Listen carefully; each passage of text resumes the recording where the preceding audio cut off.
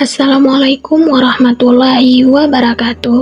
Halo teman-teman semua, perkenalkan nama saya Irpa Santri dengan NIM 1012024006, merupakan mahasiswa Prodi PAI Unit 1 semester 4. Nah, di video kali ini kita akan membahas sejarah Syekh Abdul Rauf As-Singkili dan Syekh Muhammad Ar-Rasyad Al-Banjar.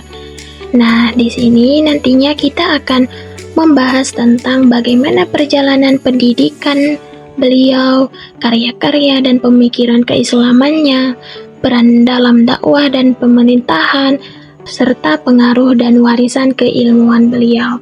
Nah, maka dari itu, mari simak video ini sampai selesai. Nah, jadi kita mulai dari tokoh yang pertama, yaitu Syekh Abdul Rauf As-Singkili. Mari kita lihat bagaimana biografi dan latar belakang beliau. Jadi Syekh Abdul Rauf As-Singkili atau yang sangat masyhur dikenal dengan julukan Tengku Syekh Kuala. Beliau adalah ulama besar dan tokoh pejuang berpengaruh dari Aceh, yaitu dari Singkil, yang lahir pada tahun 1615 Masehi atau 1024 Hijriah. Beliau tumbuh di lingkungan keluarga yang sangat religius. Beliau hidup di abad ke-17 saat Kesultanan Aceh berada di masa kejayaan. Beliau menjadi penggerak sentral dalam memajukan Islam di Nusantara berkat bakat dan kecintaan mendalam pada ilmu agama yang terpupuk sejak masa kecilnya. Setelah mendedikasikan seluruh hidupnya untuk berdakwah, beliau wafat pada tahun 1693 Masehi atau 1105 Hijriah di usia 78 tahun dan dimakamkan di Kuala Aceh, yaitu tempat yang membuatnya abadi dan dikenal sebagai Syekh Kuala. Nah, teman-teman, setelah kita mengenal latar belakang Syekh Abdul Rauf As-Singkili, ternyata perjuangan beliau dalam melakukan pengembaraan ilmu demi mendalami agama sangat besar dan perjuangan yang sangat luar biasa, di mana Syekh Abdul Rauf As-Singkili mendedikasikan sebagian besar hidupnya untuk mengembara demi ilmu dengan pergi langsung ke pusat keagamaan dunia di Timur Tengah, terutama di kota suci Mekah dan Madinah. Di sana, beliau menghabiskan waktu bertahun-tahun untuk berguru kepada ulama-ulama besar yang paling otoritatif di zamannya, guna mendalami berbagai cabang ilmu penting, mulai dari tafsir, hadis, fikih, atau hukum Islam hingga ilmu tasawuf atau spiritualitas. Proses belajar yang sangat lama di Tanah Suci berhasil membentuk kapasitas intelektual dan kedalaman spiritual yang luar biasa dalam diri beliau. Bekal ilmu yang matang dan komprehensif inilah yang membuat beliau, sekembaliannya ke tanah kelahiran di Kesultanan Aceh, menjadi sosok ulama yang sangat disegani, dihormati, serta memegang peran kunci dalam memimpin, menyebarkan, dan mengembangkan dakwah Islam di Nusantara. Nah, teman-teman, dari perjalanan panjang menuntut ilmu tadi, Syekh Abdul Rauf As-Singkili menghasilkan warisan karya dan pemikiran yang luar biasa. Secara garis besar, kontribusi beliau bisa kita bagi menjadi 4 poin utama, yaitu sebagai berikut. Yang pertama adalah menulis tafsir terjemahan Al-Mustafid, yaitu beliaulah ulama pertama kali di Nusantara yang berhasil menulis kitab tafsir Al-Quran 30 juz secara lengkap menggunakan bahasa Melayu, sehingga masyarakat lokal bisa mengerti arti Al-Quran dengan mudah. Yang kedua, menghasilkan karya dalam bidang tasawuf dan fikih. Artinya, beliau sangat produktif menulis buku. Buku-buku karangannya menjadi panduan penting bagi umat Islam dalam hal aturan hukum ibadah sehari-hari atau fikih dan cara mendekatkan diri kepada Allah atau dikenal dengan ilmu tasawuf. Yang ketiga, mengembangkan tasawuf yang sesuai syariat atau tasawuf sunni. Artinya, beliau meluruskan pemahaman mistis yang salah pada masa itu. Beliau menegaskan bahwa orang yang belajar ilmu batin atau spiritual tidak boleh meninggalkan ibadah wajib seperti salat dan puasa. Kemudian yang keempat, pemikirannya bersifat moderat dan mudah diterima. Artinya, cara pandang keagamaan beliau tidak kaku dan tidak ekstrim, atau disebut dengan berada di tengah-tengah. Karena pembawaannya yang damai dan bijaksana, ajaran beliau sangat mudah diterima oleh masyarakat awam maupun pihak kerajaan Aceh. Selanjutnya, kita akan melihat bagaimana peran nyata Syekh Abdul Rauf Asingkili di tengah masyarakat dan pemerintahan kerajaan Aceh. Kontribusi besar beliau dapat kita bagi menjadi 4 peran utama berikut ini. Yang pertama, menyebarkan ajaran Islam di Aceh. Artinya, beliau aktif memperluas dakwah Islam ke berbagai pelosok wilayah Aceh agar masyarakat semakin mendalami agama secara merata. Yang kedua, membimbing masyarakat dalam kehidupan beragama.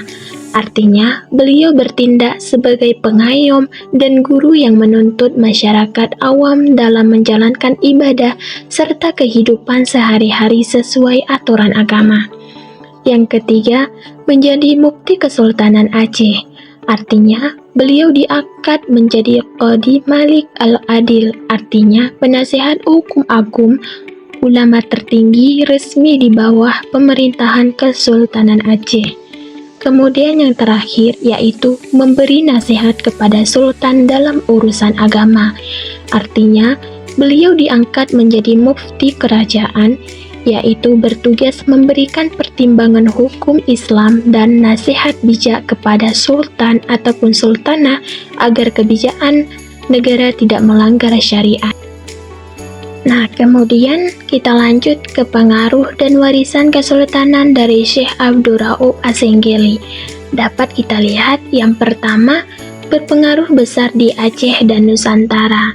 Nah, artinya dampak dakwah beliau tidak hanya dirasakan di dalam wilayah kerajaan Aceh saja, melainkan menyebar luas dan menginspirasi perkembangan Islam di berbagai daerah di Nusantara.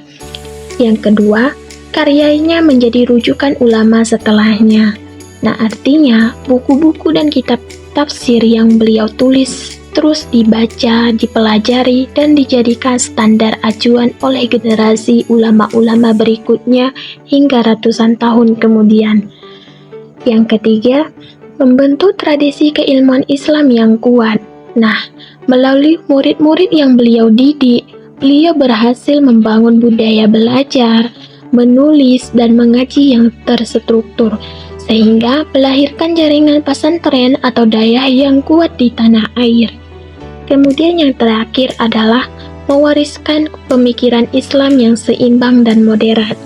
Nah, beliau meninggalkan warisan cara beragama yang sejuk, toleran, dan tidak ekstrim, yang mengajarkan umat untuk menyeimbangkan antara syariat, yaitu hukum lahir, dan tasawuf, yaitu ilmu batin. Nah, kemudian kita lanjut penjelasan ke tokoh besar yang kedua, yaitu Syekh Muhammad Ar-Rasyad Al-Banjar.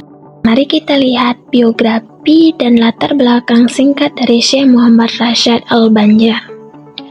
Nah, Syekh Muhammad Rasyad Al-Banjar atau yang sangat akrab dikenal dengan gelar Datuk Kelampayan.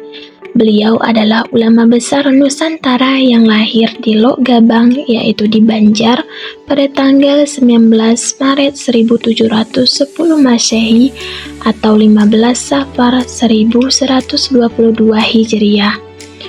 Hidup pada masa Kesultanan Banjar, beliau tumbuh dalam lingkungan keluarga religius yang sejak kecil berhasil memicu motivasi batinnya untuk mendalami ilmu keislaman hingga menjadi tokoh kunci dalam penyebaran Islam di Kalimantan.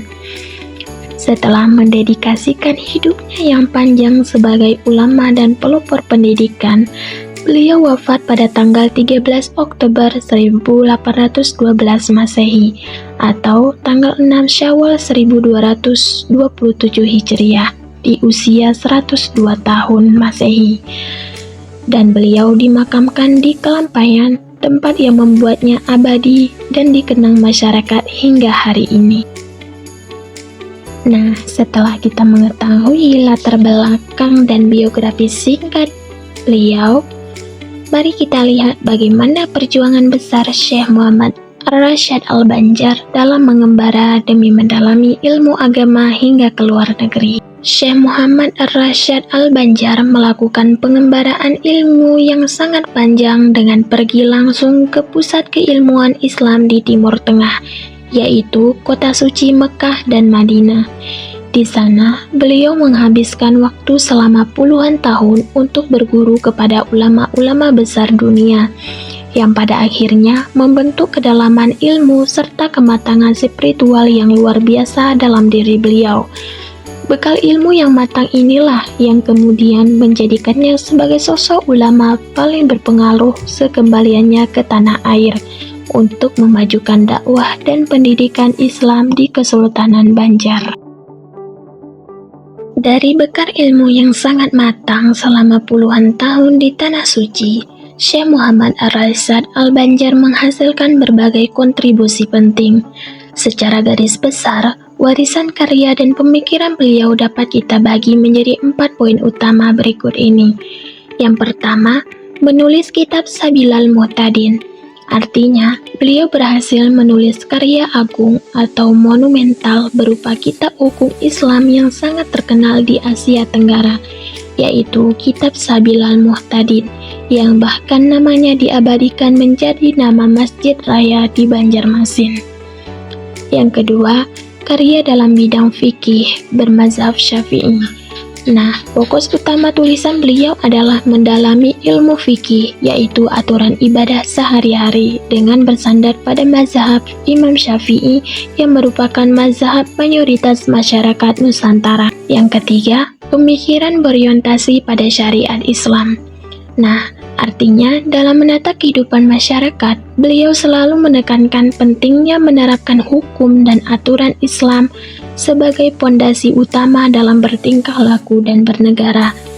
Nah, selanjutnya yang keempat adalah mengajarkan Islam secara praktis dan mudah dipahami. Nah, beliau tidak suka berteori secara rumit. Beliau selalu menyampaikan ajaran agama dengan contoh nyata yang ada di kehidupan sehari-hari, sehingga masyarakat awam bisa langsung mengerti dan mempraktikkannya. Setelah melihat karya tulisannya, sekarang kita akan membahas bagaimana tindakan nyata beliau di lapangan.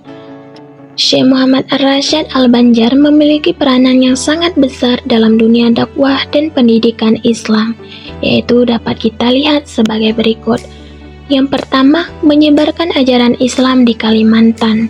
Artinya, beliau menjadi pelopor utama yang memperluas jangkauan dakwah Islam hingga ke pedalaman Kalimantan, sehingga masyarakat mendapatkan bimbingan agama secara merata.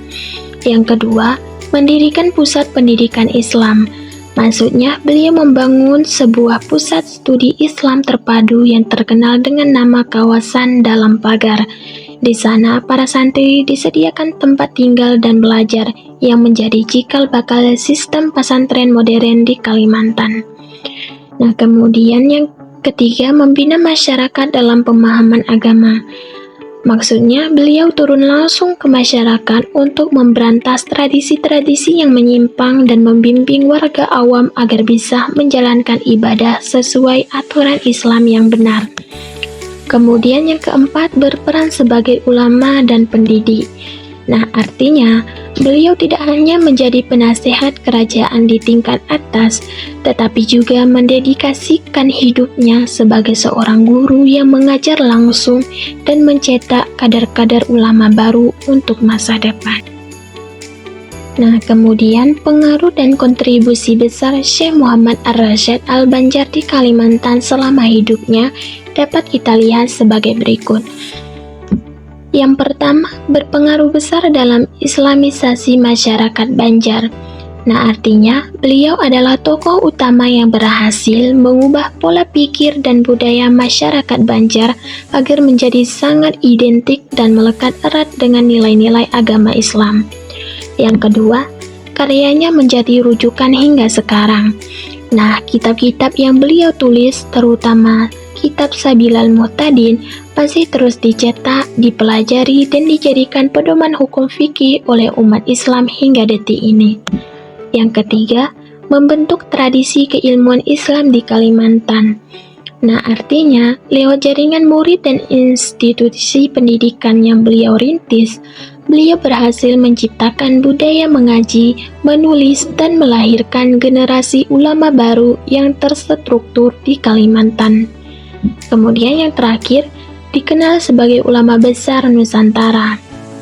Nah, kehebatan dan reputasi keilmuan beliau tidak hanya diakui di wilayah lokal Banjar saja, melainkan sejajar dengan ulama-ulama top lainnya di seluruh wilayah Asia Tenggara.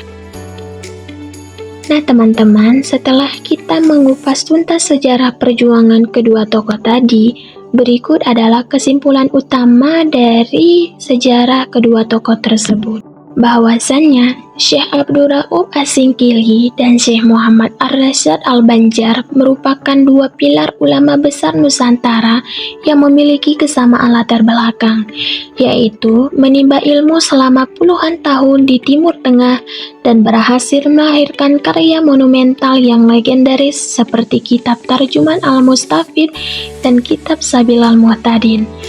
Lewat dedikasi nyata di bidang dakwah, pembaruan pendidikan, serta kedekatan dengan pemerintahan, keduanya tidak hanya berhasil membimbing masyarakat pada zamannya, tetapi juga meninggalkan pondasi tradisi keilmuan Islam yang kokoh, seimbang, dan terus menjadi rujukan utama di seluruh wilayah Nusantara hingga hari ini.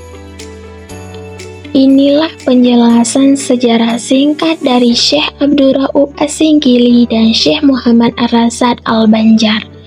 Nah, semoga dengan belajarnya sejarah singkat dari kedua tokoh ini bisa menambahkan semangat kita dalam menuntut ilmu, dan semoga ilmu yang kita cari bisa memberikan manfaat baik bagi diri kita sendiri maupun bagi orang lain nantinya. Amin ya Rabbal Alamin. Saya akhiri. Wassalamualaikum warahmatullahi wabarakatuh.